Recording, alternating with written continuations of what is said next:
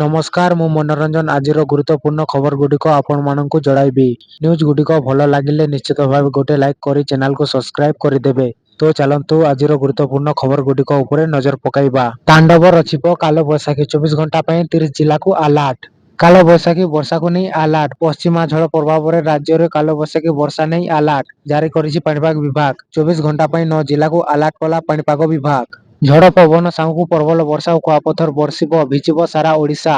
ଆସନ୍ତା 24 ଘଣ୍ଟାରେ 9 ଜିଲ୍ଲାକୁ ପ୍ରବଳ ବର୍ଷା ନେଇ ଅରେଞ୍ଜ ଆଲର୍ଟ ଜାରି କରିଛି ପାଣିପାଗ ବିଭାଗ। ସୁନ୍ଦରଗଡ଼, କେନ୍ଦୁଝର, ମୟୂରଭଞ୍ଜ, ବାଲେଶ୍ୱର, ଭଦ୍ରକ, ଗଞ୍ଜାମ, ଗଜପତି, ରାୟଗଡ଼, କୋରାପୁଟ ଜିଲ୍ଲାରେ ପ୍ରବଳ ଜାହାର ପବନ ସହ କୁଆପଥର ବର୍ଷା ହେବ।